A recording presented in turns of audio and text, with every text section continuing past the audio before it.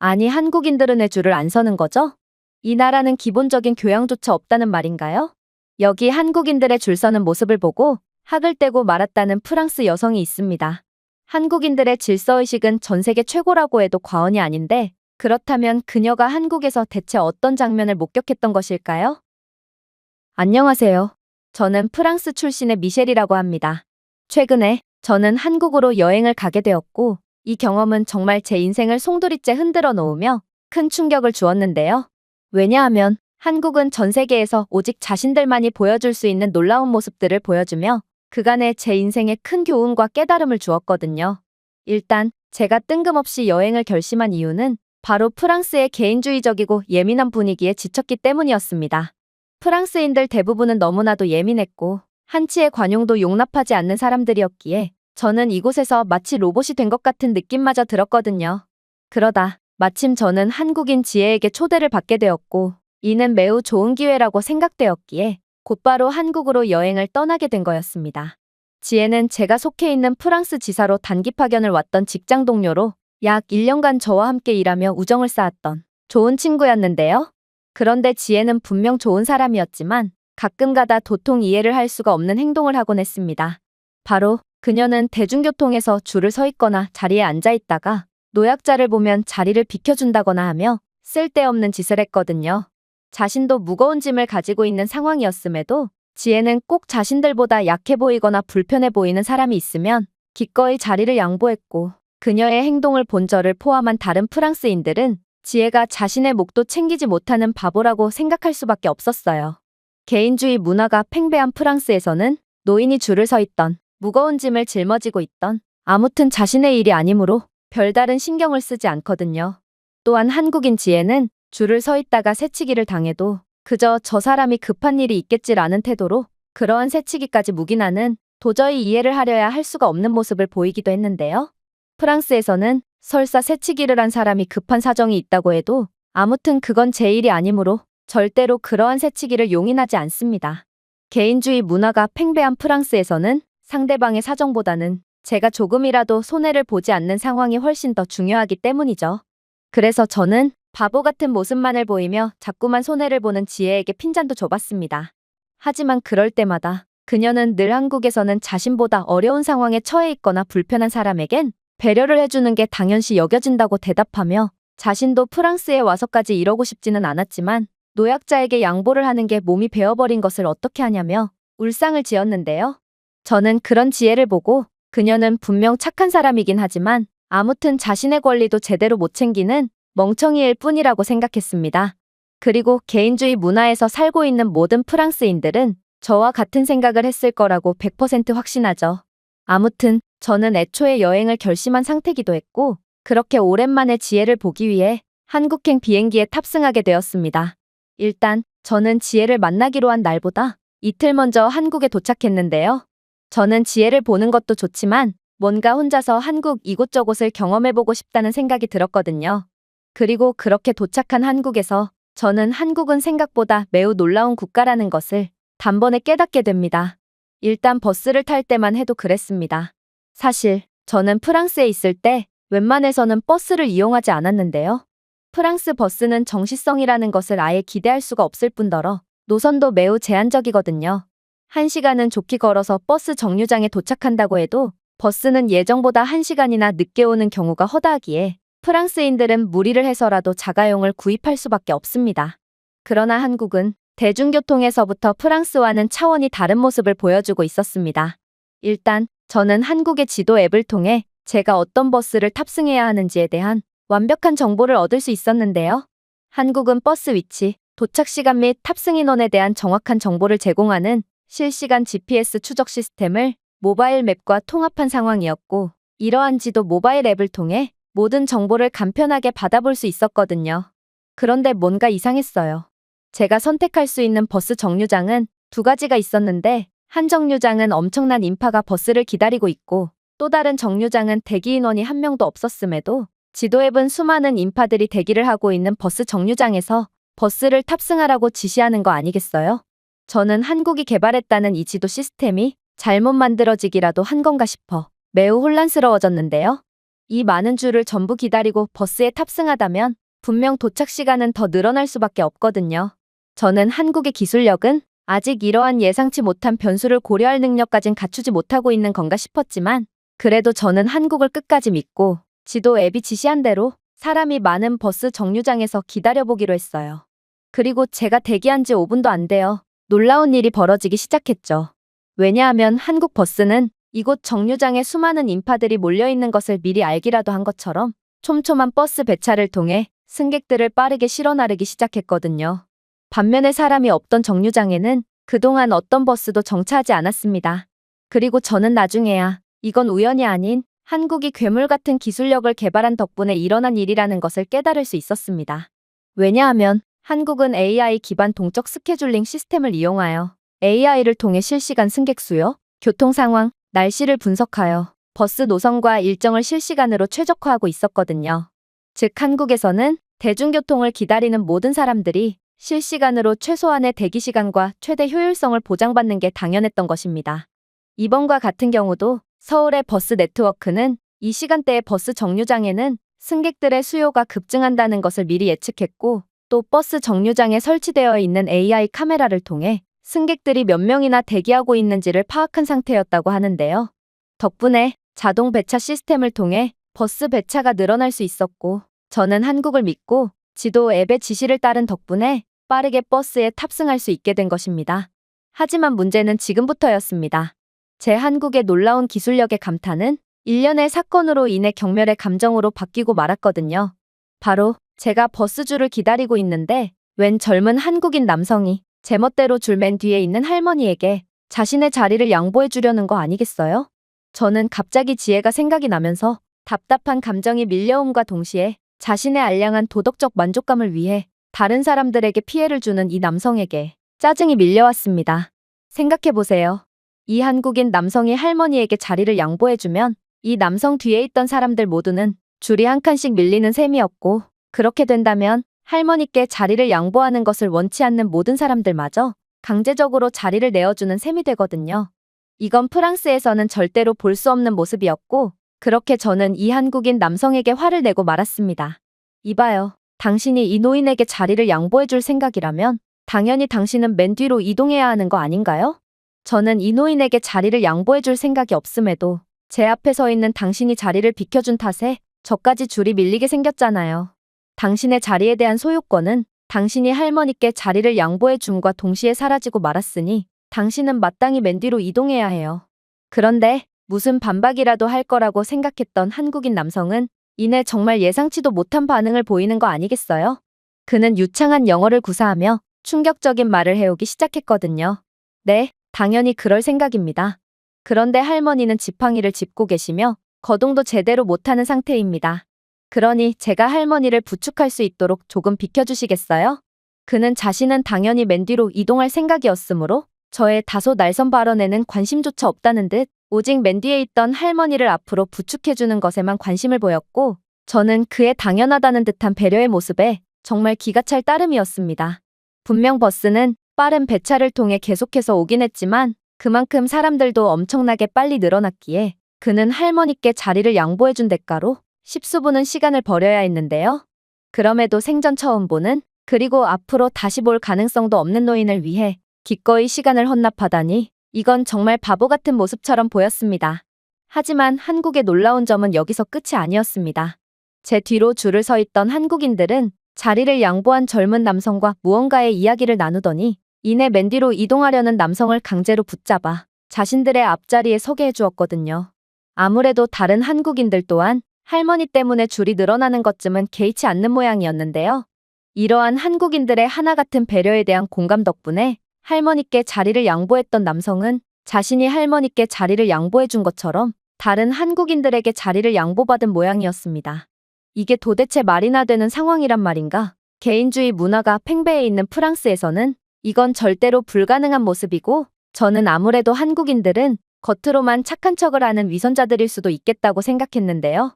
다른 사람을 위해 대신 줄을 기다리고 싶어하는 사람은 아무도 없음에도 오직 전 세계에서 한국인들만 이런 황당한 양보를 한다는 것은 정말 이상해 보였거든요.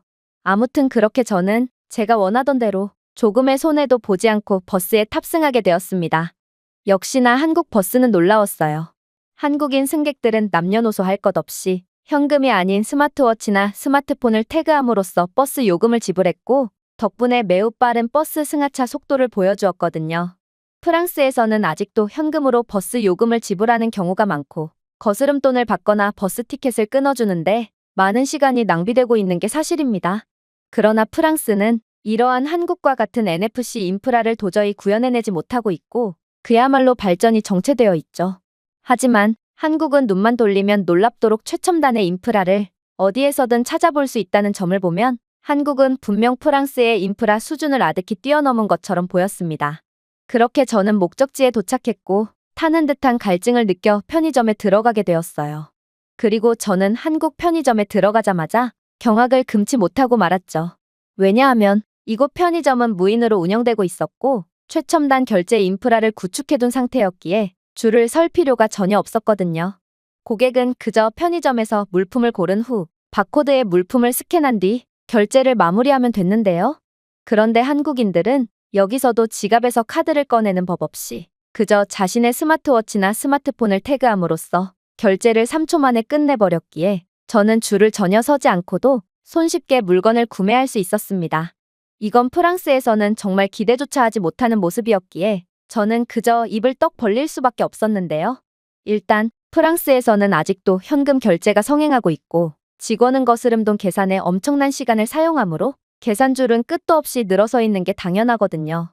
거기에 책임감 없는 프랑스 직원들은 손님들이 줄을 서 있든 말든 전혀 상관하지 않고 자신들끼리 히히덕대며 농땡이를 부리곤 하기에 계산을 하는 데는 예상보다도 더욱 많은 시간이 소요되곤 하죠. 하지만 한국은 최첨단 기술력 하나로 그러한 불상사를 사전에 예방하고 있었습니다. 물론 이곳 무인 편의점은 24시간 연중무휴로 운영된다는 점도 경악스러웠는데요. 도대체 한국인들의 시민의식이 얼마나 훌륭하면 으슥한 새벽에도 무인 편의점이 운영될 수가 있는 건지, 프랑스에서는 새벽에 편의점이 열린다면 직원이 지키고 있든 말든 곧바로 강도가 들어 모든 것을 훔쳐갈 것이 너무도 뻔하기에 저는 이러한 한국의 무인 편의점 시스템 하나를 보고도 한국의 전반적인 사회적 분위기를 어느 정도 파악할 수 있었습니다. 프랑스에서는 밤이 되면 모든 가게가 문을 닫는 것이 당연하게 여겨지고, 심지어 몇몇 구역에서는 절도 문제 때문에 낮에도 가게 입구를 쇠창살로 막은 뒤 필요한 물품이 있으면 직원에게 직접 가져다 달라고 말하는 형식으로 물건을 판매하고 있거든요. 그러나 한국은 인프라뿐만 아니라 사회 분위기마저 프랑스를 완전히 압도하고 있었죠. 그렇게 저는 한국의 예상보다도 훨씬 훌륭했던 모습에 혀를 내두르며 이동했습니다. 한국은 대중교통 시스템이 무척이나 잘 되어 있었기에 저는 버스 하나만으로도 한국에 어디든 이동할 수 있었는데요. 그런데 제가 버스를 탑승하기 위해 줄을 서려고 할 때 저는 기이한 장면을 목격하게 되었습니다. 왜냐하면 한국인들이 줄을 이상하게 서 있었기 때문인데요. 분명 한 무리의 사람들은 앞쪽에 차례차례 줄을 서 있었는데 그 뒷무리의 사람들은 간격을 엄청나게 벌린 채 줄을 서 있었거든요.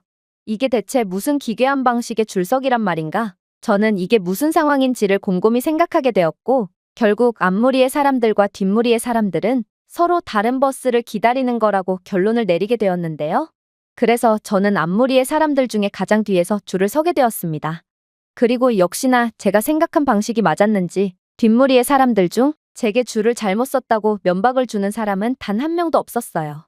제가 만약 줄을 잘못 서서 새치기를 한 셈이라면 한국인들은 그런 저를 가만히 보고만 있지는 않았을 것이 분명했기에 저는 제가 올바른 줄서기를 했다고 확신하게 되었습니다. 생각해보세요. 개인주의 문화가 팽배한 프랑스에서는 절대로 새치기 행위를 용납하지 않고 일부 불같은 사람들은 새치기를 한 상대에게 주먹을 날리는 경우까지 있습니다. 그럼에도 새치기는 심심치 않게 벌어지곤 하지만 아무튼 프랑스인들은 자신의 권리를 침해한 사람을 절대로 가만두지 않는다는 소리입니다.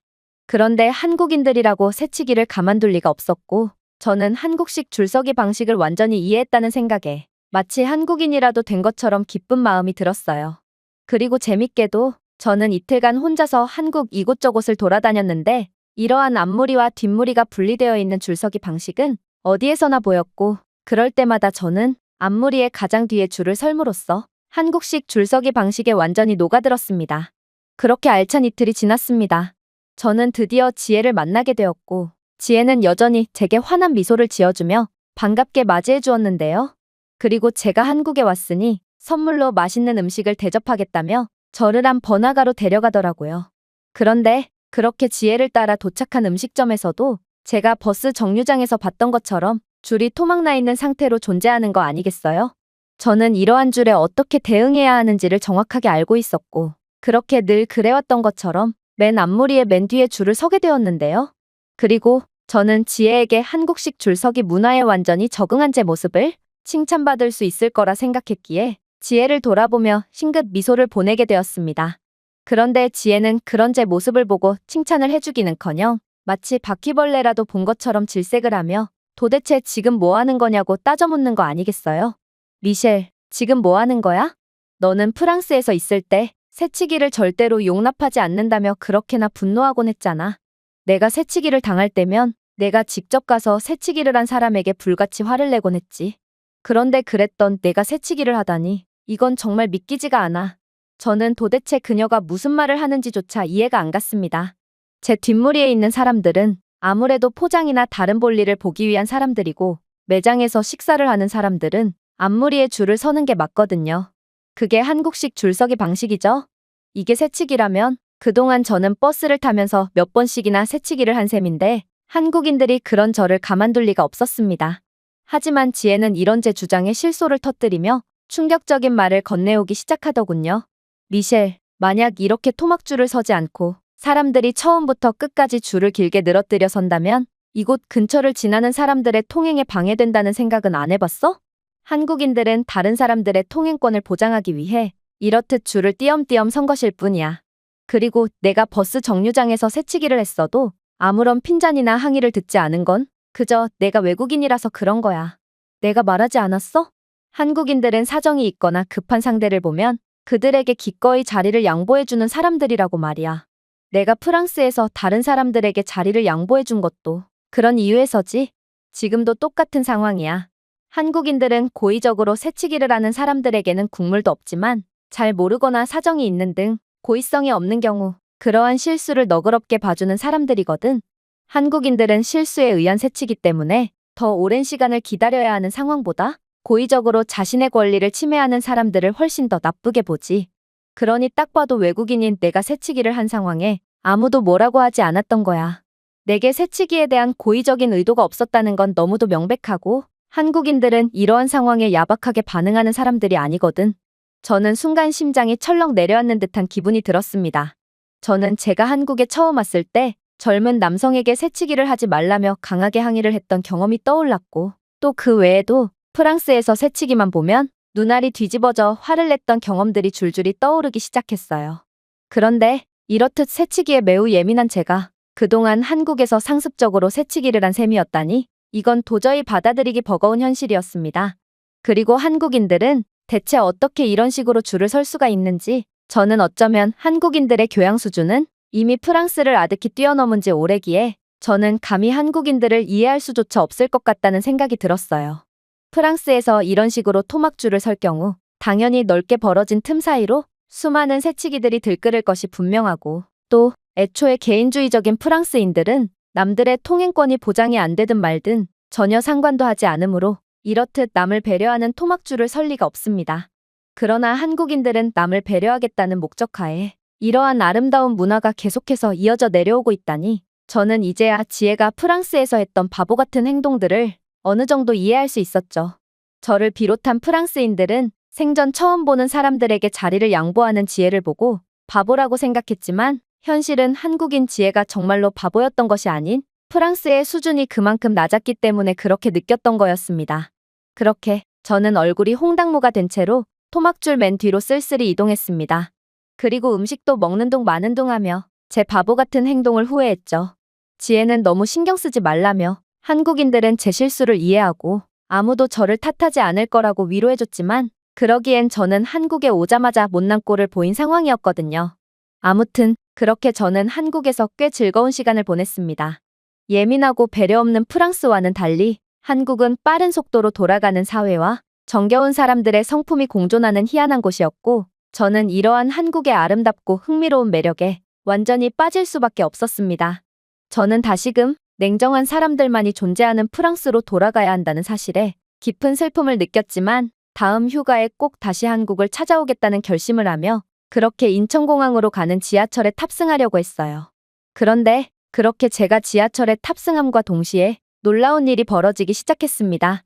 왜냐하면 지하철은 만석인 상황이었는데 지하철 좌석에 앉아있던 할머니 한 분이 저를 유심히 보더니 저보고 자신의 자리에 앉으라는 듯 손짓을 했기 때문이었습니다. 아무래도 할머니는 여자인 제가 제 몸만한 거대한 배낭을 짊어지고 있었기 때문에 자리를 양보해 주려고 하신 모양이었는데요. 결국 저는 한국인들의 배려와 양보는 그저 노인들에게만 향해 있는 것이 아닌 도움이 필요하거나 배려를 받아야 할 전인류를 향해 열려 있다는 것을 깨닫고 눈물이 왈칵 쏟아지고 말았습니다. 이건 프랑스에서는 절대로 받지 못할 호의와 사랑이었고 애초에 저조차도 절대로 남을 배려하지 않으며 살아왔거든요. 한국에 오자마자 노인에게 자신의 순서를 양보하는 한국인에게 호통을 쳤던 것만 봐도 저 또한 그렇게나 예민하고 배려심 없는 프랑스인들 중 한 명이었다는 것을 알 수 있죠. 그러나 한국인들은 그와는 전혀 다른 따뜻한 사람들이었고 저는 그동안의 제 야박한 삶에 대한 후회와 한국인들의 따뜻한 행동에 대한 감동을 느낄 수밖에 없었습니다. 저는 황급히 눈물을 감추면서도 이 자리만큼은 절대로 양보받을 수 없었기에 한사코 자리 양보를 거절했는데요. 저는 개인주의자는 맞지만 적어도 위선자는 아니었거든요. 그러자 할머니는 질려버렸다는 듯 제 앞뒤로 맨 배낭 중 작은 배낭을 빼앗듯이 가져간 뒤 자신의 품에 안은 채 지하철 좌석에 앉는 거 아니겠어요? 그리고 자신이 하차할 역이 다가오자 할머니는 가방을 제게 돌려주더니 이내 싱긋 미소를 지어 보이고는 지하철에서 내리셨죠. 저는 이게 바로 오직 한국만이 가지고 있는 아름다운 신뢰의 문화라는 것을 깨달았습니다. 그리고 개인주의 문화가 팽배해 있는 서구권 사람들 입장에서는 언뜻 보면 바보 같은 행동이라고 생각되는 한국인들의 행동들은 알고 보면 세상을 바꾸는 행동이었기에 저는 한국에 대한 더욱 깊은 감동을 받았죠. 바보들이 세상을 바꾼다는 말이 있듯이 한국인들은 정말로 따뜻한 배려심으로 세상을 감동시켰고 전 세계 어떤 나라에서도 볼 수 없는 놀라운 모습들을 보여주었습니다. 그리고 이러한 신뢰를 기반으로 더욱 빠르게 발전하여 기술이면 기술, 인프라면 인프라 등 모든 면에서 다른 선진국들을 압도하고 있죠. 이건 프랑스가 무조건 본받아야 할 문화지만 저는 프랑스는 죽었다 깨어나도 한국의 흉내조차 내지 못할 것임을 알고 있기에 저는 그저 많은 생각에 잠긴 채로 이동할 뿐이었습니다. 제가 준비해온 내용은 여기까지입니다. 끝까지 시청해주셔서 진심으로 감사드리며 여러분들의 구독과 좋아요, 알림 설정은 영상 제작에 큰 힘이 됩니다. 이상 세모튜브였습니다. 현재 한국에서 각종 민폐짓을 벌이며 사람들에게 피해를 주고 있는 조니 소말리는 한국에서 중형을 살게 될 위기에 처해 있습니다. 하지만 이러한 한국에서의 형 집행에 오히려 미국인들이 나서 소말리를 반드시 미국으로 송환하라며 목소리를 높이고 있다고 하는데요. 그렇다면 미국인들이 왜 한국의 일에 한국인들보다 더욱 맹렬한 분노를 표하고 있는 걸까요? 안녕하세요. 저는 미국 출신의 엘리라고 합니다. 저는 현재 미국에서 경찰로 근무 중이며 최근에 미국에서 정말 이전에는 절대로 볼 수 없었던 충격적인 사회 현상이 관측되어 이렇게 글을 작성하게 되었는데요. 그리고 놀랍게도 이러한 현상은 다름 아닌 한국과 밀접하게 연관이 되어 있습니다. 원래 미국인들은 좀처럼 남의 일에 관심을 가지는 법이 없고 이는 다른 나라에 대해서도 마찬가지인데요. 그런데 요즘 미국인들은 한국에서 민폐짓을 일삼는 조니 소말리라는 유튜버가 미국에 귀국하기만 한다면 그 즉시 살아서는 외국으로 나가지 못하게끔 보복을 하겠다며 난리도 아닌 상황입니다.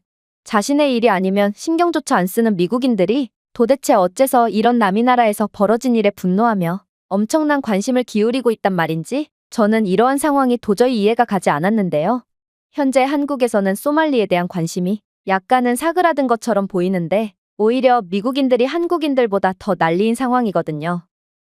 저는 한국인들이 소말리에 대한 관심을 덜 갖게 된 이유에 대해서는 어느 정도 공감이 가는 바입니다. 소말리는 한국에서 괜히 까불다가 구타를 당해서 얼굴이 완전히 짓뭉개져 버렸으며 심지어 약물이나 경범죄, 성범죄 등 각종 범죄에 연루되며 인생이 고꾸라질 위기에 처했거든요. 그래서 소말리는 한국에 완전히 항복하고 사과하는 듯한 행동을 하고 있고 한국인들은 이에 속아 소말리에 대한 분노를 어느 정도 내려놓은 상태죠. 하지만 저는 이건 전부 소말리의 쇼일 뿐이고 소말리는 한국에 대한 어떠한 미안한 감정도 느끼지 않는 상태라는 것을 잘 알고 있습니다. 저는 경찰에서도 범죄심리 분석관으로 활약하고 있고 소말리의 행동 패턴을 분석해보면 그의 행동의 의도를 정확히 파악할 수 있거든요. 그가 다른 많은 국가들 중에서도 한국과 일본을 콕 집어서 민폐를 부렸던 이유 자체가 두 국가는 치안이 매우 좋고 사람들의 성품도 온건하고 교양이 높은 걸로 유명하기에 자신이 무슨 짓을 해도 험한 꼴을 당하지 않으리라는 것을 확신했기 때문인데요. 그리고 소말리의 그간 행동을 유심히 살펴보면 그는 목적을 달성하기 위해서라면 수단과 방법을 가리지 않는 소시오패스적인 행동을 보였기에 이번에도 소말리는 사과를 하는 척하며 동정 여론을 형성해 자신의 혐의에 대해 감형을 받거나 미국으로 도망칠 수 있는 기회를 엿보려는 것이 분명했죠. 그러나 소말리는 완전히 잘못 생각하고 있습니다.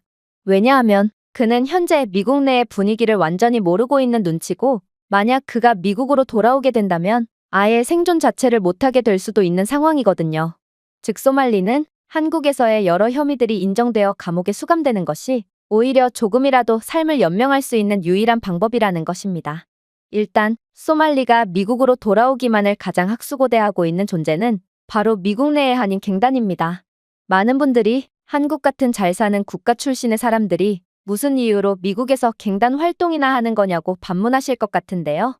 그런데 의외로 이러한 한인 갱단은 미국 내에서도 꽤나 역사가 깊고 또 탄생 배경 또한 매우 흥미롭습니다. 왜냐하면 다른 갱단들은 자신들 개인의 금전적 이익과 약물 등의 이유로 조직되었지만 적어도 한인 갱단의 경우에는 이러한 개인적인 이익보다는 자신들은 미국 내의 비주류 인종이기 때문에 아무도 자신들을 지켜주지 않으니 침입자로부터 자신들 스스로를 지키기 위해 조직되었거든요. 물론 지금의 한인 갱단은 처음의 설립 취지와는 조금 다른 행보를 보이고 있긴 하지만 아무튼 이들은 돈만 되면 뭐든지 다 하는 다른 라틴계나 중국계 갱단보다는 애국심이 높을 수밖에 없다는 것입니다. 그리고 한국인들의 전투력은 이미 미국에서도 정평이 난 상태기에 일부 도박사들은 만약 소말리가 미국으로 추방당하게 될 경우 며칠이나 생존할 수 있을지에 대해 돈까지 걸고 있는 상황인데요.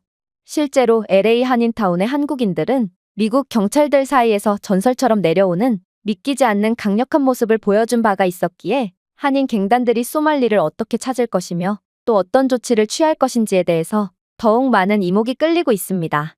1992년 LA에서 일어난 폭동에 한인타운 역시도 폭동에 휘말리게 되었고 생각보다 규모가 큰 폭동에 경찰들은 백인 거주 지역만을 보호하기 위해 상대적으로 가난한 지역이었던 코리아타운에 대한 보호를 포기하고 모든 인력을 백인 지역에만 집중시켰는데요.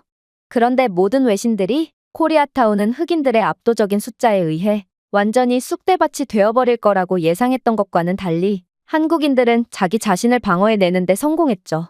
이건 정말 말도 안 되는 상황이었습니다.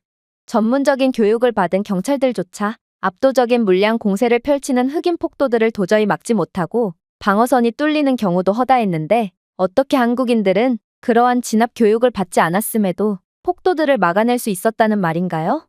그런데 그렇게 경찰과 군대까지 나서 LA 코리아타운 한국인들의 행동을 분석해본 결과 놀라운 사실을 발견할 수 있었습니다. 그건 바로 한국 남성들은 전부 군대를 전역한 베테랑들이었고 심지어 한국인들은 IQ도 굉장히 높았기에 이러한 완벽한 군사 작전에 있어서 상당히 능할 수밖에 없던 것입니다. 또한 한국인들은 집단주의 성향이 강해서 위기가 닥치면 늘 끈끈하게 힘을 합쳐 어떠한 불리한 상황이라도 반드시 극복해냈는데요. LA 폭동 상황의 한국인들의 경우에도 경찰의 부재를 빠르게 인식하고 기업과 가족을 보호하기 위해 하나같이 스스로 자원하여 책임을 다했다고 했어요. 한국인들은 단 한 명의 이탈자 없이 모두가 모여 자신들의 가족과 친구, 커뮤니티를 지키기 위해 목숨을 걸었는데요.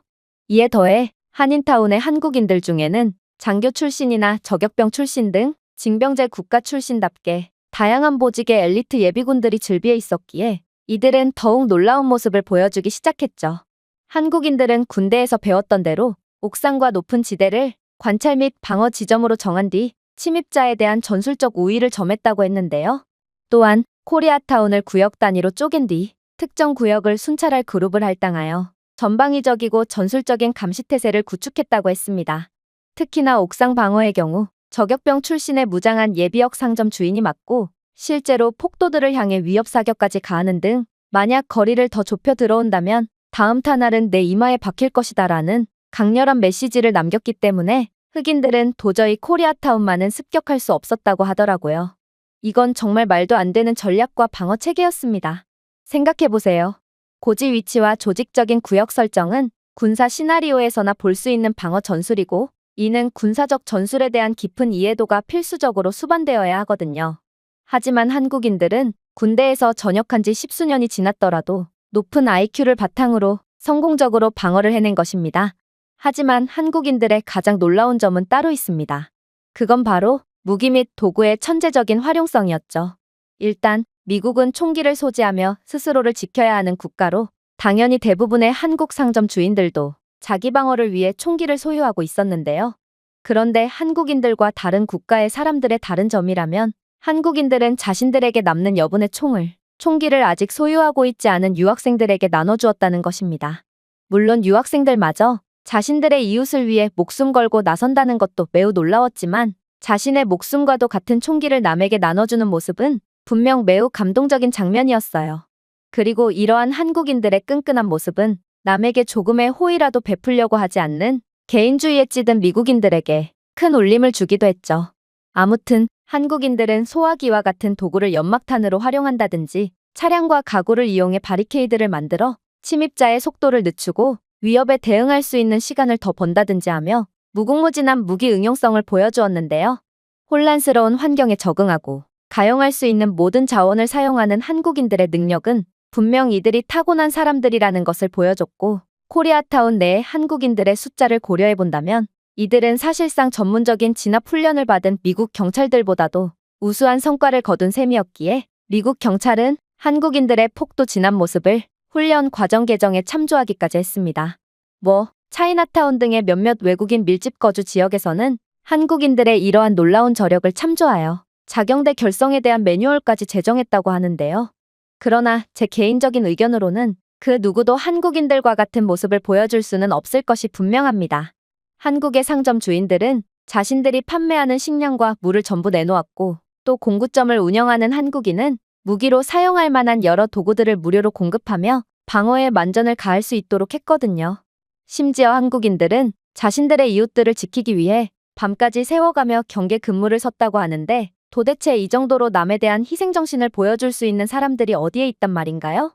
이렇듯 한국인들은 타고난 전투 능력과 뛰어난 IQ, 위기 상황마다 끈끈하게 뭉치는 집단주의와 이웃과 가족을 위해 기꺼이 목숨을 바치는 희생정신을 통해 미국 경찰조차 못해낸 기적을 보여줄 수 있었기에, 저는 이건 오직 한국인들만이 보여줄 수 있는 모습이라고 확신하는 것이죠. 그리고 이러한 한국인 민병대가 조직되며 자신들을 지켜주지 않는 미국 정부에 대응하여 잠재적인 적들로부터 스스로를 지키는 상황이 계속되자 결국 한국인 갱단이 탄생하게 되었는데요. 이러한 압도적인 전투력을 보여주는 민족들이 만든 갱단이라니, 이건 정말 상상만 해도 오금이 저리는 상황인 것이죠.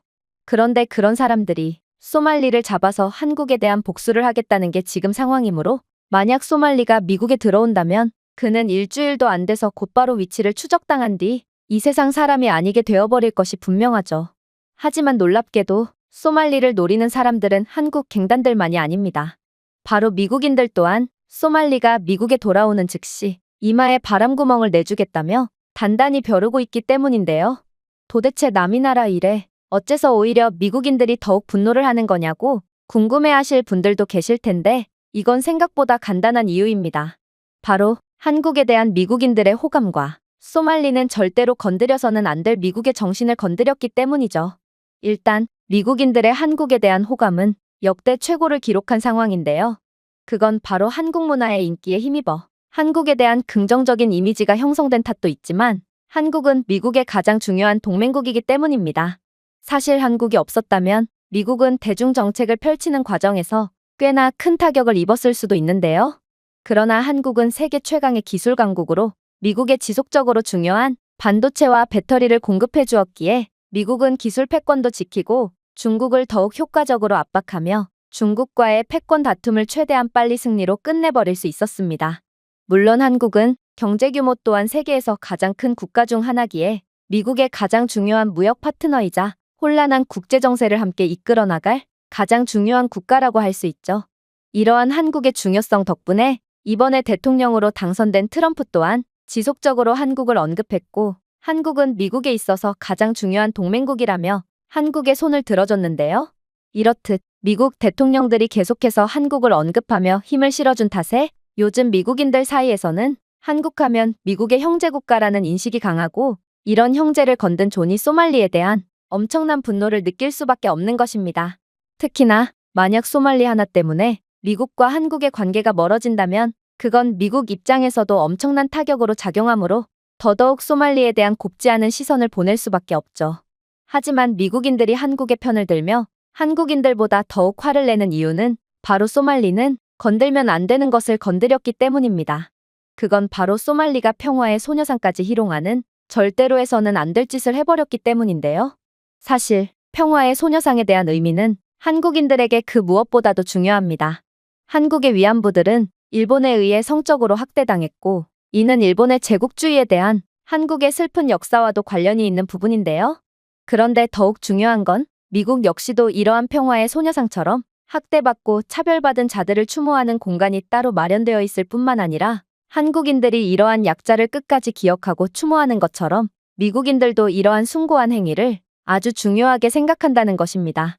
미국인들은 추모의 기념물과 상징을 역사, 투쟁, 집단 기억의 표현으로 생각하고, 이러한 상징을 훼손하거나 무시하는 행위는 상징이 나타내는 가치에 대한 공격으로 간주하는데요. 실제로 미국에는 9.11 기념관이나 홀로코스트 기간 동안 희생된 600만 명의 유대인 희생자들을 기리는 홀로코스트 기념박물관 등이 존재하고, 미국인들은 이렇듯 숭고한 장소를 끝까지 기억하고 추모하고 있죠. 그리고 누군가 이러한 역사적인 장소를 훼손하거나 무시하는 것은 정말 상상할 수조차 없습니다. 하지만 소말리는 한국의 평화의 소녀상의 명예를 훼손함으로써 한국의 역사뿐만 아니라 고통받거나 희생당한 사람들을 존중한다는 더 넓은 생각을 조롱해버렸습니다. 한국 전쟁과 같은 중요한 역사적 순간에 한국과 동맹을 맺고 싸웠던 미국인들은 이를 양국이 공유한 역사와 희생에 대한 모욕으로 보고 있으며, 더 나아가 이건 인간으로서 도저히 해서는 안 될 행동이고, 자신을 미국인으로 사칭하면서까지 미국의 국격을 더럽힌 소말리에 대한 엄청난 분노를 느끼게 된 것입니다. 그런데 충격적이게도 현재 미국인들은 한국인들이 소말리를 어떻게든 찾아내서 보복을 가했던 방법을 그대로 따라하며 정말로 소말리가 미국으로 돌아오자마자 처단해버리겠다는 적극적인 행동을 취하고 있는데요. 한국인들은 소말리가 자신의 위치를 들키지 않으려고 최대한 주변을 가리면서 방송을 송출했음에도 소말리가 걷는 길거리의 현수막이나 들려오는 버스킹 노랫소리만 듣고도 정확한 소말리의 위치를 포착한 뒤 이러한 정보를 공유하며 빠르게 소말리를 붙잡았으며, 심지어 소말리가 방송 중에 단 1초간만 노출시켰던 피자 박스의 로고만 보고도 소말리가 머무는 숙소의 위치를 파악한 뒤 소말리가 밖으로 나옴과 동시에 얼굴에 강력한 펀치를 날리기도 했습니다. 이러한 한국인들의 천재적인 전략과 용감한 행동력은 전 세계로까지 퍼지며 많은 박수갈채를 받았고, 이제는 미국인들도 한국인들의 방법을 그대로 따라하게 된 것이죠. 일단 미국인들은 현재 소말리에게 보복을 가하기 위해 한국인들처럼 단체 채팅방을 개설하며 소말리에 대한 정보를 공유하고 있는데요. 이들은 현재의 소말리의 상황뿐만 아니라 소말리의 한국에서의 행동이 미국 법에 저촉되는지까지도 자체적으로 검토하며 그야말로 소말리에게 지옥을 선사할 만반의 준비를 하고 있다고 합니다. 특히나 이러한 정보 공유에는 미국 내 한국인들의 역할이 매우 크다고 알려져 있어 소말리는 겁도 없이 한국을 건든 대가를 톡톡히 치르게 생긴 상황인 것이죠.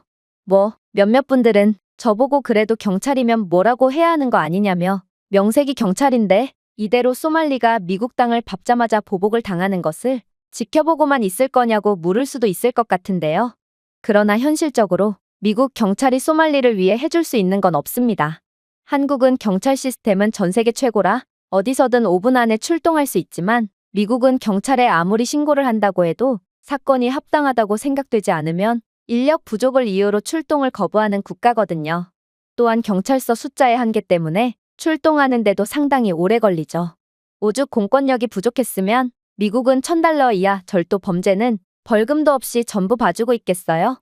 또한 미국에서는 함부로 남의 집에 침입한 사람을 쏴 죽이는 게 정당방위일 정도로 국가 차원에서 공권력의 한계를 인정하고 시민들에게 그 책임을 맡긴 국가입니다. 소말리도 이러한 미국 공권력의 한계를 아주 잘 알고 있기에 미국을 놔두고 한국이라는 매우 안전한 선진국을 선택했던 것이죠. 그리고 그는 자신이 위험한 상황에 처했을 때마다 한국 공권력은 언제 어떤 상황이라도 10분 만에 달려와 상황을 처리해준다는 것을 알고 한국의 공권력을 이용했는데요. 소말리가 얼마나 이러한 정보를 치밀하게 조사했으면 그는 한국 공권력의 신변 보호까지 요청하며 한국 경찰들을 마치 자신의 개인 경호원처럼 사용했겠어요? 결국 이렇듯 수많은 사람들이 소말리를 노리는 상황에서 미국 경찰이 그를 지켜줄 수 있는 방법은 하나도 없고 소말리에겐 교도소가 가장 안전한 곳이 되어버린 것입니다. 사실 이러한 상황에 한국은 그저 손해만 본 것은 아닙니다. 한국은 일본과 비교되며 전 세계로부터 찬사받고 있거든요. 소말리는 한국에 오기 전에 일본에서 활개를 쳤지만 일본인들은 소말리가 민폐를 끼치는 모습을 보고도 아무것도 못해서 전 세계인들로 하여금 바보 같고 겁쟁이라는 이미지를 심어주게 되었는데요. 전 세계 네티즌들은 자국의 여성들과 역사들이 완전히 희롱당하고 있음에도 그저 고개를 숙인 채 이악 물고 못 본 척하며 도망만 다니는 일본 남자의 나약함에 조롱의 반응을 보내고 있거든요. 그러나 한국인들은 천재적인 전략과 대담한 행동력, 그리고 소말리와 그의 동료들까지 전부 제압해버리는 전투력 등 상상 이상으로 대단한 모습을 보여주었기에 전 세계인들은 일본인들에게 느낀 답답한 마음을 한국인들을 보면서 달랠 수 있게 되었죠. 그래서 현재는 절대로 한국 남자를 건들면 안 된다는 이야기가 전 세계에 퍼진 상황입니다. 그리고 평화의 소녀상 사건으로 인해 많은 사람들이 위안부 문제에 관심을 가지게 되기도 했죠. 저도 지금 알았지만 한국과 일본은 이러한 위안부 배상 문제에 관해서 상당한 분쟁을 겪고 있는 상황이라고 했는데요. 그런데 소말리 사건으로 인해 전 세계인들이 위안부 문제에 대해 알게 되었고, 현재 한국은 세계적인 지지를 받으며 위안부 재단에 기부를 하는 외국인들도 생겨나고 있는 상황입니다. 개인주의적인 미국인들이 다른 나라의 역사를 위해 기부까지 하며 애도를 표하고 있다니 이건 정말 새로운 사회적 현상으로 봐야 하지 않을까 싶을 정도로 정말 살면서 처음 보는 희귀한 일인데요. 그만큼 위기 상황에 한국인들이 보여준 모습들은 굉장히 인상 깊었고 소말리는 정말로 잘못된 국가를 건드렸다고 할 수 있습니다. 놀랍게도 일본인들도 마찬가지입니다. 몇몇 일본인들은 위안부 문제에 반성을 하는 SNS 게시글을 올리며 이례적인 반응을 보이고 있다고 하는데요. 사실 일본은 역사 왜곡 교과서로 꽤나 말이 많은 국가라고 합니다.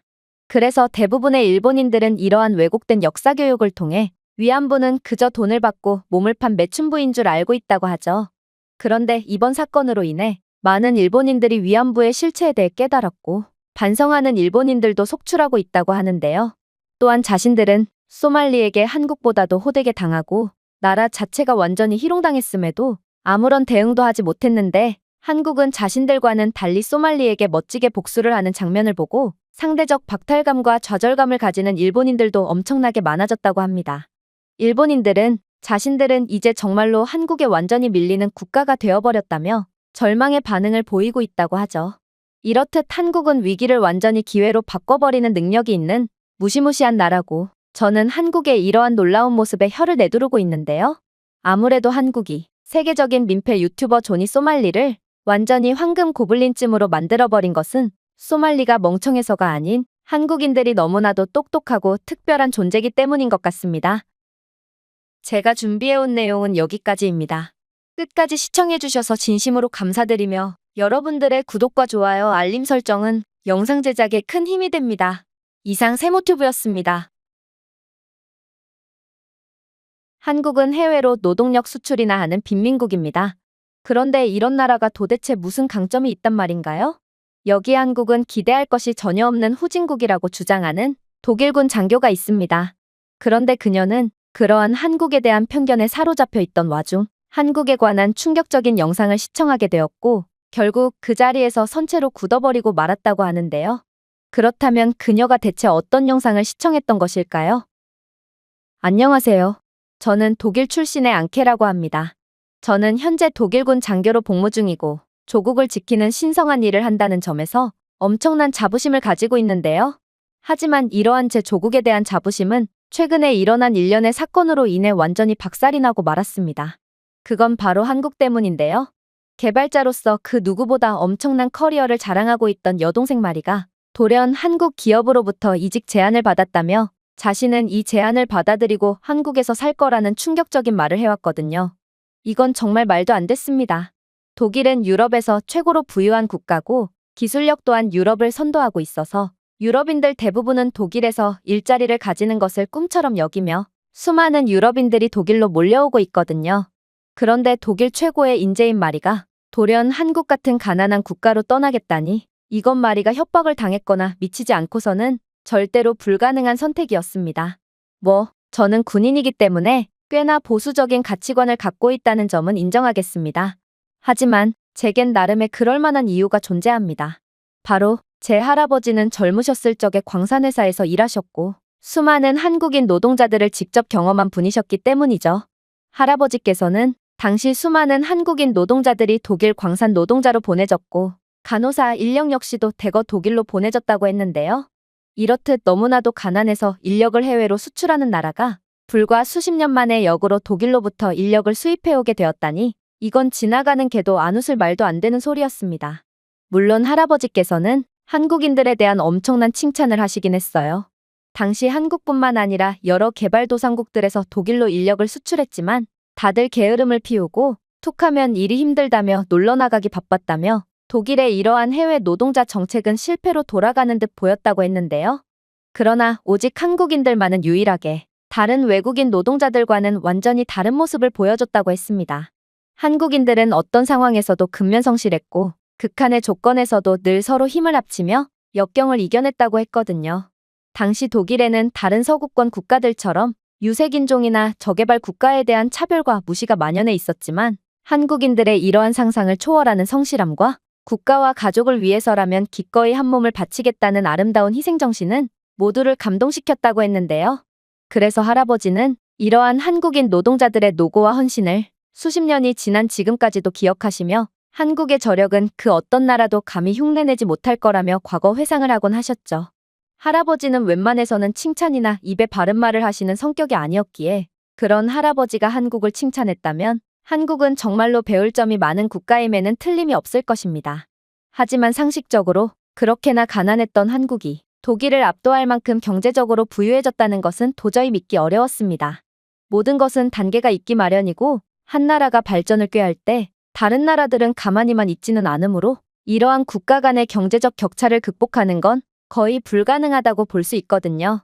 실제로 세계 역사를 통틀어봐도 중진국에서 선진국으로 발전한 나라 자체가 존재하지 않을 뿐더러 독일은 선진국에서도 가장 강력한 영향력을 발휘하는 국가라고 볼 수 있는데요.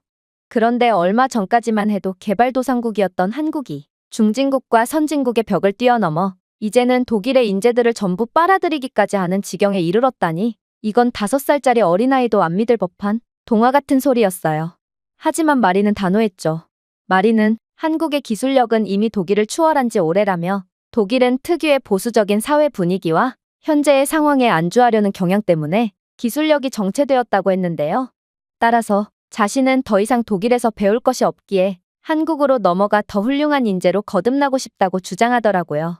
심지어 그녀는 한국이 만약 가난한 국가였다면 어떻게 한국 기업에서 자신이 현재 독일에서 받는 연봉보다 더 높은 금액을 제시할 수 있었겠냐며 제가 지금 한국에 관해 아예 모르고 있다는 점만 보더라도 독일의 폐쇄적이고 새로운 것을 두려워하는 모습이 여실히 드러난다며 고개를 가로저었죠. 저는 정말 화들짝 놀랄 수밖에 없었습니다. 마리는 매우 착한 아이로 언니인 제게 좀처럼 말대꾸를 하는 법이 없었을 뿐더러 그녀 또한 저만큼이나 조국을 사랑하는 애국자였거든요. 하지만 도대체 한국이 마리를 어떻게 구워 삶았으면 동생이 저 정도로 홀려버려 정신조차 제대로 못 차리게 된 건지 저는 야비한 한국에 대한 분노의 감정까지 느끼고 말았습니다. 그리고 저는 동생을 위해서라도 무슨 수를 써서라도 마리가 한국에 가지 못하게 만들어야겠다고 다짐했어요. 아무래도 마리는 한국 기업의 약점이 잡혀 협박을 당하고 있는 게 분명했고 이게 아니라면 동생의 행동은 좀처럼 설명이 안 됐거든요. 그런데 그 즈음 저는 충격적인 소식 하나를 접하게 되었습니다. 그건 바로 국방회의 중에 벌어진 일이었는데요. 독일군 참모는 현재 독일군의 전력은 상상 이상으로 약화된 상태라며 늙어버린 독일군은 더 늦기 전에 혁신을 통해 군사력 증강을 이뤄내야 한다며 목소리를 높이더라고요. 그런데 그는 뒤이어 한국을 언급하며 만약 독일이 한국과 같은 국방혁신을 이뤄내지 못한다면 독일은 몇 년 내로 유럽 최강의 군사강국의 자리를 내어주게 될 뿐만 아니라 강대국의 지위까지 상실하게 될 거라는 상상치도 못한 말을 해오는 거 아니겠어요? 저는 한국이라는 단어에 완전히 꽂혀버리고 말았습니다. 안 그래도 동생이 한국에 협박을 당해 정신나간 결정을 하려고 하는데 이제는 전통적인 군사강국인 독일이 한국의 국방력을 배워야 한다는 기괴한 소리나 듣게 되다니 이건 참모 앞이고 나발이고 절대로 참을 수가 없는 상황이었죠. 그래서 저도 모르게 참모의 논리에 대놓고 반박을 가했습니다. 한국과 같은 국방혁신을 이뤄야 한다뇨? 그 말씀은 한국이 독일의 군사력보다 강력한 군사력을 가지기라도 했다는 말씀이신가요? 저는 정말 이해가 가지 않습니다. 보통 누군가에게 배워야 하는 경우 자신보다 강력한 존재에게나 배울 점이 있지 약한 존재 따위에겐 아무런 배울 점이 없거든요. 도대체 지금 무슨 말을 하고 계신 겁니까? 제 말에 참모는 정말 예상치도 못했던 경악스러운 답변을 해오기 시작했습니다. 당신은 아직도 수십 년 전에서 생각이 정체되어 있군요.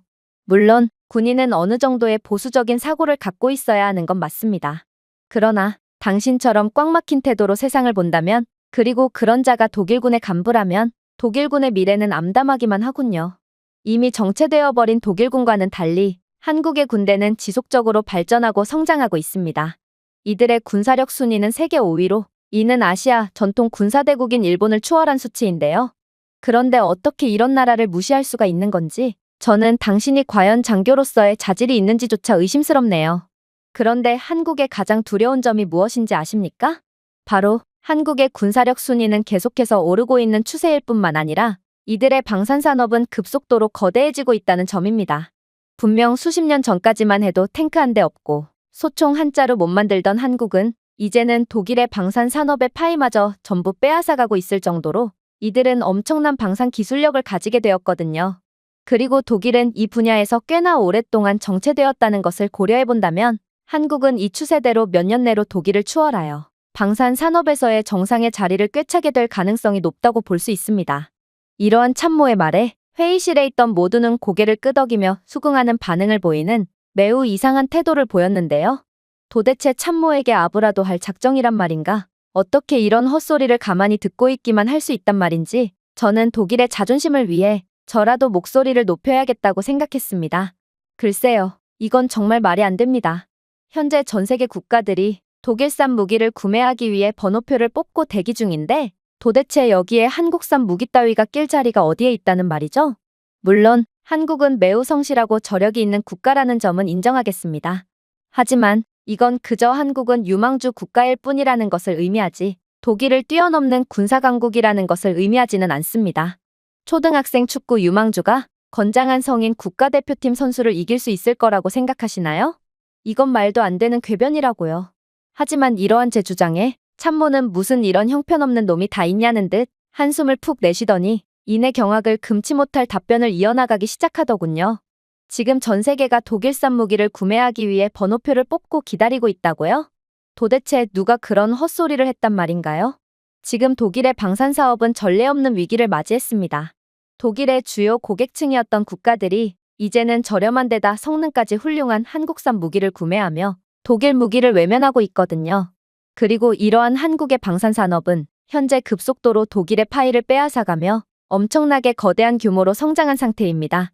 다시 말하지만 이 추세라면 독일은 수년 내로 한국의 방산산업에 완전히 역전당하게 될 것이고 그동안 무기를 팔아서 얻은 수익으로 국방비를 충당하던 것도 더 이상 불가능하게 되겠죠.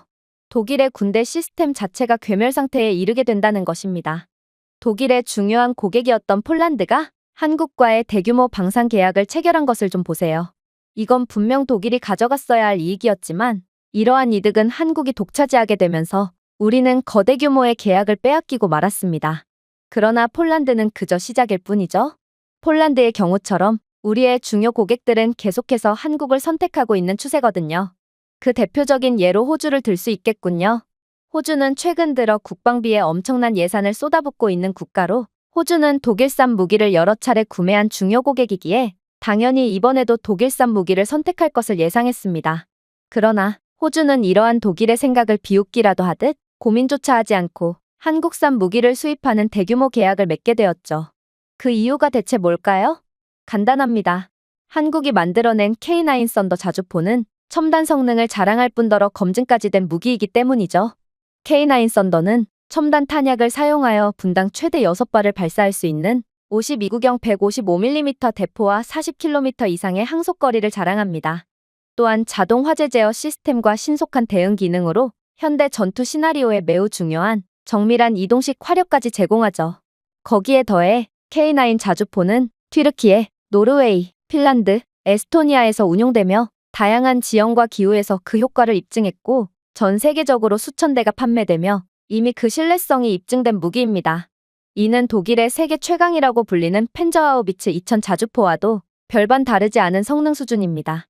펜저하우비츠 2000과 K9 자주포는 사거리와 발사 속도는 비슷하지만 오히려 독일 자주포는 한국만큼 강력한 화재 제어 시스템이 구현되어 있지 않아서 가혹한 환경에서 약점을 보여주고 있거든요. 이건 정말 놀라운 모습입니다. 독일은 전통적인 방산 강국으로 독일은 오랫동안 천문학적인 자본을 들여 연구개발에 몰두한 끝에 마침내 타의 추종을 불허하는 방산 기술력을 갖게 된 거거든요. 그런데 한국은 이러한 수십 년 혹은 100년이 넘는 역사를 단숨에 깨부수며 역사상 유례없는 속도로 독일의 기술력을 따라잡은 것입니다. 어떻게 이런 일이 있을 수가 있는 것인지 이건 매우 기이한 일이라고 할 수 있지만 아무튼 이제 독일은 방산 기술력으로 다른 나라를 압도할 수가 없게 되었습니다. 한국이라는 존재 때문에 말입니다. 그리고 이렇게 된다면 독일의 치명적인 약점이 노출되고 말죠. 바로 가격 문제입니다. 독일산 무기는 매우 비싸고 제약사항도 상당히 많습니다. 그럼에도 다른 국가들이 독일산 무기를 구매할 수밖에 없던 건 별다른 선택의 여지가 없었기 때문이죠. 그러나 한국산 무기는 독일산 무기와 비슷한 성능을 보임에도 가격 차이는 1.5배나 보이고 있습니다. K9 자주포는 대당 약 800만 달러에 수출되고 있지만 독일 자주포는 1200만 달러에 수출되고 있거든요. 도대체 이 정도 가격 차이를 감내할 국가가 어디에 있단 말인가요? 비슷한 성능임에도 불구하고 가격 차이가 이렇게나 많이 난다면 독일조차 한국산 무기를 선택할 것이 분명합니다. 다시 말하지만 독일 무기가 비쌈에도 불티나게 팔렸던 이유는 경쟁자가 아예 없었기 때문입니다. 그런데 지금은 한국이라는 매력적인 대체제가 생긴 상황이므로 독일 무기는 이제 경쟁력이 전혀 없다고 볼 수 있죠. 이게 한국이라는 국가가 혜성처럼 등장한 이후 독일이 처한 참담한 현실이라는 말입니다. 저는 정말 경악을 금치 못하고 말았습니다. 한국이 독일까지 위협할 정도로 기술적으로 우수한 국가인지는 꿈에도 생각지 못했거든요.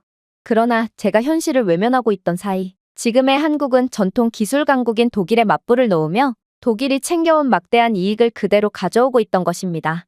하지만 참모는 여전히 심각한 표정을 지으며 말을 이어나가더군요. 하지만 한국의 가장 소름 돋는 점은 따로 있습니다. 바로 한국은 협상의 대가이자 상대방이 필요한 것을 귀신같이 알고 모든 것을 최적화해놓는 무시무시한 국가라는 것이죠. 호주의 지리적인 환경을 좀 보세요. 호주는 광활하고 험준한 지형을 가진 국가로 사막에서 산악 지역에 이르기까지 다양한 지형에서 작전을 수행할 수 있는 무기가 필요했습니다. 그러나 다른 외국 무기들은 호주 작전 환경의 극심한 열과 먼지를 감당해내지 못했고 결국 호주는 이러한 문제로 골머리를 앓아야 했죠. 하지만 그런 호주보다도 훨씬 더 가혹한 환경에서 만들어진 게 바로 K9 썬더입니다. 한반도는 그보다 더욱 극심한 열과 미세먼지, 그리고 추위까지 존재하거든요. 결국 한국은 전 세계의 험준한 지형을 모두 극복하는 K9 자주포를 개발해냈고 이에 더해 소수성 현타객을 사용하면 자주포가 고르지 않고 험준한 지형에서 훨씬 더 잘 적응할 수 있어 호주의 다양한 지형에서 안정성과 정밀성을 보장할 수 있다는 정보까지 제공합니다. 물론 K9 자주포는 전 세계로 수출되는 엄청난 베스트셀러라는 것도 호주의 구미를 당겼죠. K9 자주포는 인도와 중동의 덥고 먼지가 많은 환경에서 광범위한 테스트를 거쳤으며 튀르키예의 사막 및 산악 지형에서도 우수한 성능을 입증했죠. 핀란드와 노르웨이는 또 어떻고요? 이들 국가에서 K9 자주포는 추운 북극 조건에서도 제 성능을 발휘한다는 것을 증명했고 결국 K9 자주포는 모든 극한의 환경에서도 제대로 동작하는 완성형 자주포라는 것을 전 세계에 알렸습니다. 하지만 독일의 펜저하우비츠 2000 자주포는 어떤가요? 물론 독일 자주포는 평지와 기후 조건이 평이할 때는 꽤 고성능을 자랑합니다. 그러나 설계의 복잡성으로 인해 장시간 운전 시 과열되는 등 극한의 환경에서 문제가 발생하고 있죠. 심지어 펜저하우비츠 2000 자주포는 사막 기후에서 과열이 과도하게 빠르게 된다는 한계를 보였고 기존 서스펜션 시스템은 거칠고 고르지 않은 지형을 효과적으로 탐색하는 데 필요한 유연성을 제공하지 못하고 있습니다. 호주는 까다로운 조건에서도 잘 작동하는 자주포를 원했으므로 독일산 자주포가 눈에 들어올 리가 없었습니다. 결국 독일은 극한의 기후에서도 일관된 성능을 발휘하지 못하면서 한국에 완전히 뒤처지고 말았죠. 한국의 압도적인 모습은 이뿐만이 아닙니다. 한국은 방산 계약을 체결하면서 단 한 번도 시간 약속을 어기지 않고 매우 빠르게 인도를 완료하는 것으로 정평이 나 있는 국가거든요. 한국은 간소화된 제조 공정을 구현했고 이러한 높은 생산 능력과 약속을 어기지 않는 책임감을 통해 전 세계에서 가장 빠른 무기 인도 속도를 보이고 있습니다. 반면에 독일은 어떤가요? 독일은 분명 경쟁력이 저하되었지만 아직도 독일산 무기는 대체제가 없는 최강인 줄 착각하고 있습니다. 애초에 독일의 펜저하우비츠 2000 자주포는 생산 주기가 상당히 길매도 독일은 매 계약마다 몇 년이나 생산을 추가적으로 지연시키며 약속을 지키지 않았고 또 거기에 더한 인건비와 재료비 상승을 무기를 수입해주는 국가에 전부 청구하고 있습니다. 상황이 이러니 호주에 있어 독일산 무기는 하나부터 10까지 전혀 매력이 없을 수밖에 없는 것입니다. 이게 바로 한국의 무서운 점입니다. 한국은 단 한 가지의 단점도 없는 전방위적인 부분에서의 강점을 보이고 있습니다. 그리고 해당 국가가 무엇을 원하는지 그리고 무엇을 필요로 하는지를 귀신같이 파악하고 어떻게 해서든 그러한 조건을 맞춰버리죠. 독일의 될 대로 되라 시계 태도는 이제 한국의 기술력 추월로 인해 전혀 할 수가 없게 되었는데 독일은 한국처럼 상대 국가에 최적화하여 어떻게든 물건을 판매하는 방법을 전혀 사용해 본 적도 할 능력도 없으므로 독일의 방산 산업의 전망은 암울하기만 합니다. 현재 한국이 독일의 방산 산업의 파일을 빼앗아오는 속도를 고려해 보건대 이 정도 속도라면 독일은 10년 내에 완전히 방산 최강국의 타이틀을 한국에 빼앗기게 됩니다. 그리고 그렇게 된다면 한국은 전 세계 방산 산업을 완전히 주무르며 이에 대한 막대한 이익을 얻게 되겠죠. 즉, 한국은 자원 한 방울 나지 않는 인구수 5천만 명의 작은 국가임에도 1인당 GDP는 미국 바로 다음가는 작은 거인의 모습을 보여주게 될 거란 말입니다. 반면에 독일은 손가락만 빠는 거짓 신세를 면치 못하겠죠. 저는 참모의 주장에 정말 화들짝 놀랄 수밖에 없었습니다. 한국이 이 정도로 기술적으로 뛰어나고 또 선진적인 국가였을 줄은 꿈에도 몰랐거든요. 그러나 한편으로는 저는 이런 한국의 우수한 모습은 도저히 말이 안 된다는 생각이 들기도 했어요. 분명 한국은 수십 년 전까지만 해도 독일로 인력을 수출하는 빈국이었는데 어떻게 이렇듯 단기간 만에 입장을 완전히 바꿔버릴 수가 있단 말인가요? 그래서 저는 직접 한국을 경험해보고 판단하기로 했어요. 그리고 이번 한국행은 자칭 한국 전문가라던 동생 마리와 함께하게 되었죠. 그런데 저는 한국 공항에 도착하자마자 소스라치게 놀라고 말았습니다. 왜냐하면 인천공항은 공항 그 자체로 하나의 교통의 요충지 같은 모습을 보여주고 있었거든요. 원래 공항이라 하면 그저 외딴 곳에 활주로 하나만 덜렁 놓여있는 게 당연하고 그 어떤 교통수단도 기대할 수 없어서 공항 밖은 외국인에게 덤터기를 씌우려는 사기꾼 택시기사들만이 즐비해 있는 게 기본인데요. 그런데 한국은 공항 내부에는 초고속 기차뿐만 아니라 시외버스, 그리고 지하철과 정찰제 택시까지 정말 교통의 허브의 역할을 수행하고 있더라고요. 이건 도무지 말이 안 되는 상황이었기에 저는 그저 입을 떡 벌린 채 굳어버릴 뿐이었습니다. 유럽의 거점지 역할을 수행한다는 독일 공항에는 이러한 교통 인프라는커녕 외국인을 털어먹기 위해 작정하고 입을 맞춘 사기꾼 택시 기사들만이 호시탐탐 먹이를 노리고 있는 게 현실이거든요. 하지만 한국은 전혀 달랐고 저는 인천공항의 버스를 통해 저렴하고 안전하게 시내까지 이동할 수 있었습니다. 사실 제가 어떤 나라를 선진국이냐 후진국이냐를 판단할 때 가장 중요하게 생각하는 건 바로 교통 인프라인데요. 물류 인프라야말로 한 나라가 발전하는데 가장 먼저 필요한 부분이고 실제로 선진국일수록 이러한 물류 인프라를 위한 교통 시스템이 잘 되어 있거든요. 그런데 이러한 관점에서 한국은 독일과는 비교조차 안 될 정도로 수준 높은 국가였고 저는 어떻게 인력을 수출하던 나라가 한 세기도 지나지 않아서 이렇게나 발전할 수가 있나 싶어 혀를 내두를 수밖에 없었습니다. 그렇게 저는 숙소에 짐을 놓았고 마리가 미리 알아봤다는 식당으로 향했습니다. 그리고 식당에 입장함과 동시에 저는 한국의 후진적인 면모를 포착하고 실소를 터뜨리게 되었죠. 왜냐하면 식당에 손님이 들어왔는데도 저희를 응대해주는 직원은 아무도 없었기 때문입니다. 심지어 식당 안에는 주방에 인원을 제외한다면 직원이 아예 없는 것처럼 보이기도 했는데요. 저는 기본적인 손님을 맞이할 준비도 되어 있지 않은 한국의 모습에 헛웃음이 나올 뿐이었습니다. 독일에서 이런 경우는 굉장히 교양 없는 행위로 여겨지거든요. 하지만 이러한 제 실수도 잠시 마리는 이내 충격적인 행동을 하기 시작했는데요. 그녀는 터벅터벅 걸어가 멋대로 테이블에 앉더니 이내 테이블 내에 설치되어 있는 웬 키오스크를 조작하기 시작했거든요. 저는 동생의 행동에 화들짝 놀랐고 도대체 지금 뭐 하는 거냐고 따지듯 물어보게 되었습니다. 그런데 마리는 자신이 한국은 독일보다 뛰어난 기술 강국이라고 말하지 않았냐며 한국은 이미 무인 시스템이 상용화된 국가고 독일처럼 모든 것을 일일이 사람이 처리하는 비효율적인 방식은 진작에 벗어버린 나라라고 하는 거 아니겠어요? 그리고 저는 대체 동생이 무슨 소리를 하는 건가 싶어 키오스크를 유심히 살펴보니 한국은 정말로 충격적인 인프라를 구현해 놓은 상태더군요. 한국의 음식점은 별도의 응대 직원이 필요 없도록 키오스크를 통해 주문을 완료할 수 있게끔 해놓았고 이 키오스크는 다국어 지원은 물론이고 각 요리에 대한 설명과 영양 세부사항 그리고 원산지 등을 투명하게 공개하고 있었거든요. 심지어 디지털 키오스크는 해당 요리에 대한 알레르기 정보나 비건 및 글루텐 프리 같은 특정 시기에 대한 설명까지 제공했기에 어쩌면 직원보다도 훨씬 더 만족스러운 경험을 제공했죠. 저는 이러한 독일과는 현격히 차이나는 상황에 그저 힘없이 고개를 떨굴 뿐이었습니다. 사실 요즘은 비건이나 각종 알레르기 정보에 대한 설명이 거의 필수적으로 제공되어야 하는 사회지만 부끄럽게도 독일은 불친절하고 의욕 없는 직원들 때문에 이러한 필수적인 정보를 도통 얻을 수가 없는데요.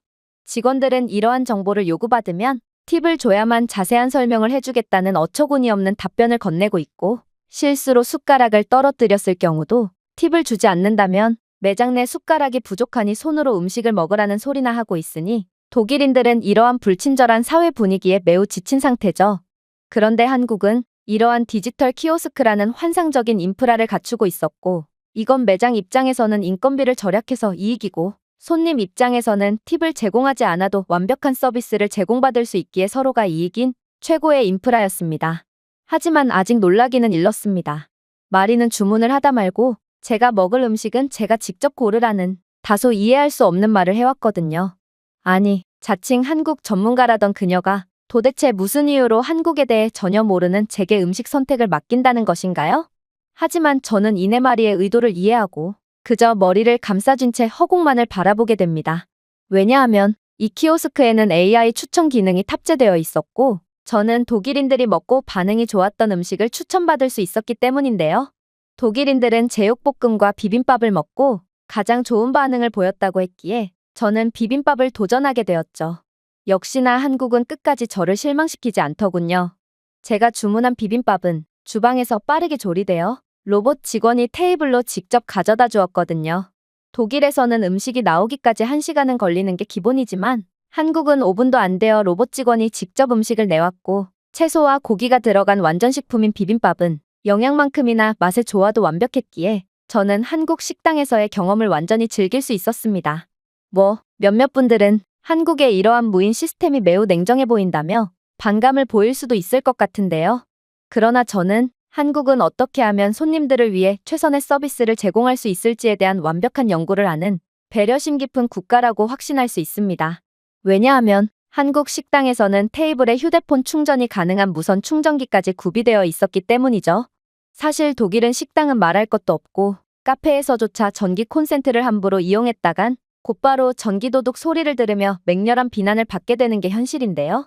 그래서 별도의 전기요금을 팁으로 지불하지 않으면 카페에서는 음료를 마시는 것 외엔 아무것도 할 수가 없습니다. 하지만 한국은 최첨단 기술력을 보여줌과 동시에 손님을 배려하는 모든 것들을 갖추어 놓았고 저는 이러한 완벽한 한국에 완전히 반할 수밖에 없었어요. 한국을 인력 수출이나 하는 후진국으로 생각했던 저였지만 실제로 본 한국은 정말로 독일을 아득히 뛰어넘은 선진국이 맞아 보였고 그렇게 저는 그간의 제 한국 비하가 얼마나 아둔하고 바보 같은 짓인지를 완전히 깨닫게 되는데요. 결국 저는 마리가 한국에서 일을 한다는 것에 대해 완전한 찬성의 입장을 취하게 되었죠. 저는 속으로 저 또한 한국으로 파견 가서 이 최첨단 문명의 혜택을 고스란히 누리고 싶다는 욕심까지 들었을 정도로 한국은 정말 기술력이 왜 위대한 것인지를 정확하게 보여주는 최고의 선진국이었습니다. 제가 준비해온 내용은 여기까지입니다. 끝까지 시청해주셔서 진심으로 감사드리며 여러분들의 구독과 좋아요, 알림 설정은 영상 제작에 큰 힘이 됩니다. 이상 세모튜브였습니다.